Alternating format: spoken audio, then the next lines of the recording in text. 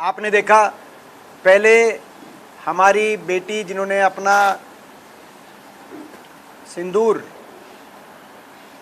बलिदान दिया देश को, हिमांशी नरवाल, उनको ट्रोल किया गया। हमारे विदेश सचिव विक्रम मिस्री जो देश के लिए एक ड्यूटी कर रहे थे, उनको ट्रोल किया गया।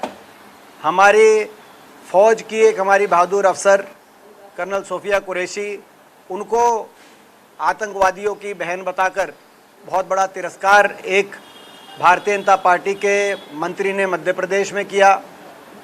फ़ौज को नतमस्तक, जो फ़ौज केवल भारत माता के आगे नतमस्तक होती है और किसी के आगे नहीं, उसको नतमस्तक बताकर एक और इस तरह का बयान है। उसी कड़ी में हरियाणा के जो हमारे राज्यसभा के सांसद हैं रामचंद्र जांगड़ा जी, उनकी जो स्टेटमेंट आई है जिसमें उन्होंने कहीं ना कहीं जो हमारी बेटियां थी, जो बहनें थी, जिन्होंने अपना सिंदूर खोया था इस आतंकवादी घटना के माध्यम से, उनको इस घटना के लिए उनका दोष, उनके ऊपर भी जो मढ़ने का जो ऐसा प्रयास किया है अपने शब्दों के माध्यम से। आतंकवादियों ने तो इन बेटियों का सिंदूर उजाड़ा, ये रामचंद्र जांगड़ा जी ने हमारी बेटियों की मर्यादा उजाड़ने का कार्य ये अपने शब्दों से इन्होंने किया है। जब ये स्टेटमेंट आई परसों, तब हमने कहा कि भाई भारतीय जनता पार्टी इस पर संज्ञान ले और कार्रवाई करे। और आज मैं फिर कहना चाहता हूँ कि भारतीय जनता पार्टी तुरंत कार्रवाई करे। हरियाणा जय जवान जय किसान की वीर भूमि हरियाणा है, जहाँ सबसे ज़्यादा सैनिक है। देशभक्ति की परंपरा और देशभक्ति के संस्कार हरियाणा में आपको हर कोने में हरियाणा में दिखाई देते हैं। ऐसे हरियाणा में ऐसी एक सांसद जो ऐसी स्टेटमेंट दें, कोई सांसद, कोई पार्टी, कोई व्यक्ति देश के ऊपर नहीं हो सकता। जब ये देश एकजुटता की भाव से अपनी बेटियों के साथ है, तो उन बेटियों का तिरस्कार और अपमान हिंदुस्तान बर्दाश्त नहीं कर सकता, हरियाणा बर्दाश्त नहीं करेगा। भारतीय जनता पार्टी तुरंत प्रभाव से इन पे कार्रवाई करे। महिला आयोग ने अभी तक संज्ञान क्यों नहीं लिया? ना भारत सरकार, केंद्रीय महिला आयोग ने, ना हरियाणा प्रदेश के महिला आयोग ने। महिला आयोग का गठन महिलाओं के मान सम्मान के लिए किया जाता है, और जिन महिलाओं ने, जिन बेटियों ने अपना सब कुछ देश के लिए न्यौछावर कर दिया, उन बेटियों के मान सम्मान की रक्षा के लिए कौन आगे आएगा अगर महिला आयोग भी आगे नहीं आ सकते? तो तुरंत महिला आयोग भी संज्ञान ले और कार्रवाई करे। और भारतीय जनता पार्टी में अगर लेश भर भी कोई लज्जा, कोई देशभक्ति का भाव, कोई लोकलाज की भावना अगर बची है, तो भारतीय जनता पार्टी को इन नेताओं को के खिलाफ हर तरह की कार्रवाई करनी चाहिए। बड़े बड़े पदों पे लोग बिठाए हुए हैं भाजपा ने, और ये उन पदों पे बैठकर हमारे देश की उन बेटियों के घावों को कुरेदने का कार्य कर रहे हैं। ये हम स्वीकार नहीं करेंगे। और आज दोबारा से ये मांग हम दोहराना चाहते हैं कि तुरंत प्रभाव से कार्रवाई हो। यही आज बात कहने के लिए आपके बीच में, भाई महिला आयोग भी कार्रवाई करे, भारतीय जनता पार्टी भी कार्रवाई करे। बाकी कोई प्रश्न हो आपका? एक और मुद्दे में भी चर्चा करना चाहेंगे। बीच में एक वीडियो भी आई थी जब आप उपायुक्त को कुछ हिदायत दे रहे थे काम को लेकर के। मुख्यमंत्री का बयान आया है कि अगर काम करवाने का इतना ही शौक है तो आप लोग सरकार में क्यों नहीं शामिल हो जाते, सरकार में खानेदार क्यों नहीं बन जाते? उन्होंने सीधे तौर जगह ये ऑफर की है।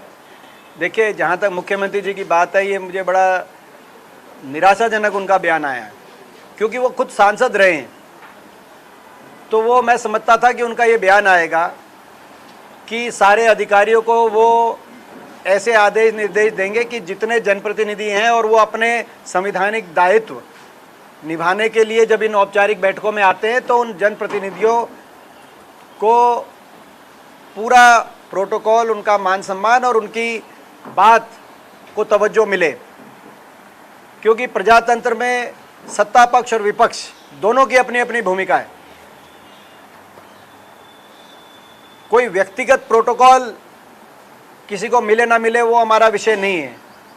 और वहाँ भी जब उस बैठक में मैं पहुँचा अध्यक्ष विकास निगरानी समिति का अध्यक्ष के रूप में, तो रोहतक जिले की विकास निगरानी समिति के अध्यक्ष के रूप में रोहतक के 19 लाख मतदाताओं ने जो जिम्मेदारी लगाई है, उस जिम्मेदारी को निभाने के लिए, लोगों के विकास की बात को अफसरशाही तक पहुंचाने के लिए मैं वहां पे पहुंचा। और ऐसे में अगर अफसर प्रोटोकॉल नहीं देंगे तो वो मान सम्मान, कोई व्यक्तिगत मान सम्मान नहीं है। अगर मैं व्यक्तिगत कार्य किसी के पास लेके पहुंचूं तो वो व्यक्तिगत बात हो सकती है, लेकिन वो मान सम्मान रोहतक लोकसभा क्षेत्र के 19 लाख मतदाताओं का मान सम्मान उसमें उसका प्रतीक है। और उस समय मगर वो विषय वहीं समाप्त हो गया था, क्योंकि उपायुक्त महोदय ने वहीं सॉरी फील कर ली थी। मैंने अपनी ओर से तो मीडिया में भी ये प्रश्न नहीं उठाया था। मीडिया जब बाद में पूछ रही थी तो मैंने कहा ये प्रश्न मीडिया का नहीं है, क्योंकि डीसी साहब ने कह दिया कि भाई ये उनसे चूक हुई है।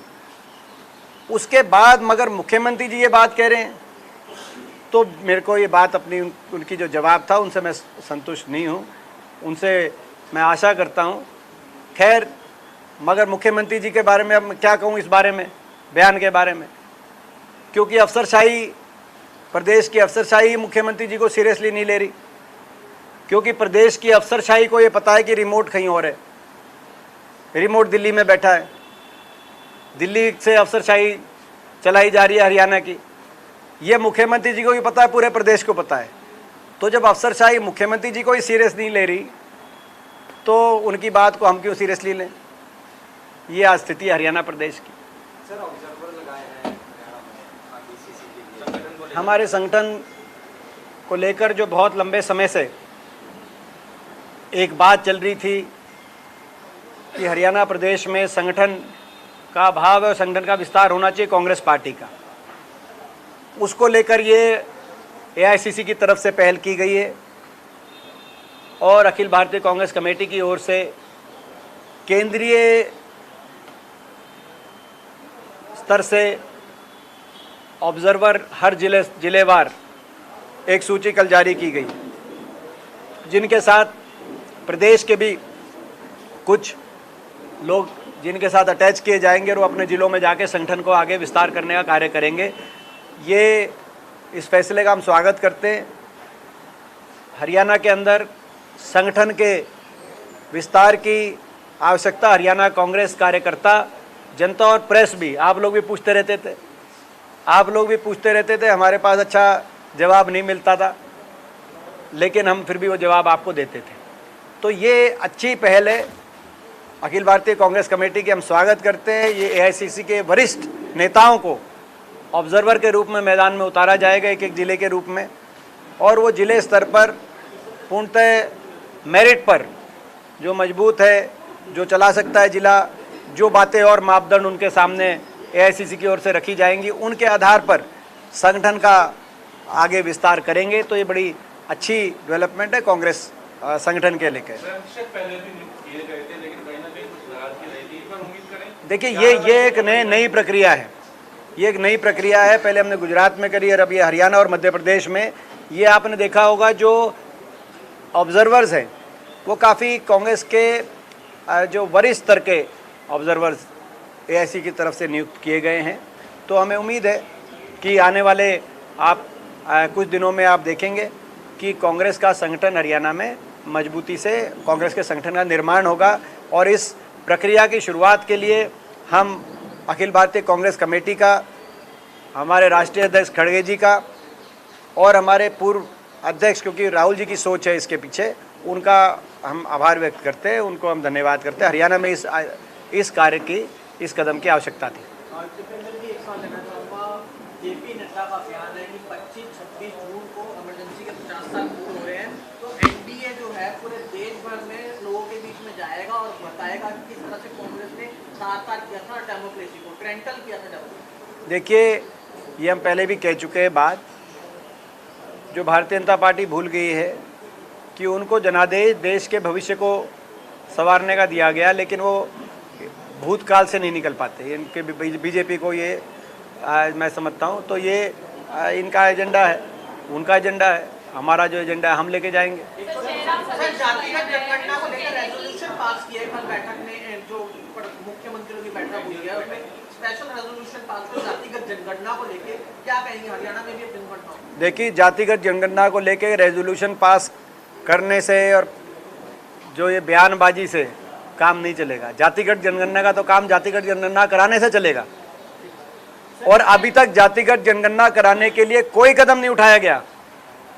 ना जातिगत जनगणना के कराने के लिए कोई अभी तक कोई कैलेंडर जनता के सामने सार्वजनिक किया गया, ना उसकी रूपरेखा रखी गई। जैसा हमने तेलंगाना में करके दिखाया, जातिगत जनगणना भी हो चुकी है, कर्नाटक में भी हमारी जातिगत जनगणना हो चुकी है जहाँ जहाँ हमारी सरकारें हैं, और तेलंगाना में वो जातिगत जनगणना का आगे जो सरकार की नीतियां हैं, उन नीतियों को भी हमने जातिगत जनगणना के अनुसार ढालने का कार्य कर चुके हैं हम लोग। तो ये भाजपा ने उसकी देखने के बाद और जनता की जो पूरे देश से एक आवाज़ आई, कांग्रेस पार्टी ने जो भूमिका निभाई, राहुल जी ने जो भूमिका निभाई, उसके बाद ये घोषणा तो कर दी, लेकिन अब ये केवल प्रस्ताव पारित कर रहे हैं। मगर प्रस्ताव मत पारित करें, जातिगत जनगणना कराएं, और कराने का क्या रूपरेखा रहेगी उस बात को देश के सामने सार्वजनिक करें। सर, जयराम रमेश जी ने बोला कि अनडिक्लेयर्ड इमरजेंसी चल रही है, क्योंकि 11 साल पहले प्रधानमंत्री नरेंद्र मोदी ने शपथ ली थी। अभी की बात करें तो बहुत सारी चीजें ऐसी हैं जो उन्होंने वादे किए थे लेकिन पूरे नहीं किए। सही बात है, कौन सा वायदा पूरा किया उन्होंने? वो वायदों पे तो रहते नहीं बहन जी, आपको पता है। बीजेपी जो वायदे करती है वो उस एक इलेक्शन के लिए वोट लेने करती है, लेकिन अगले इलेक्शन तक वो नए वायदे करती है। आपको लगता है कि अगर ये 24 का चुनाव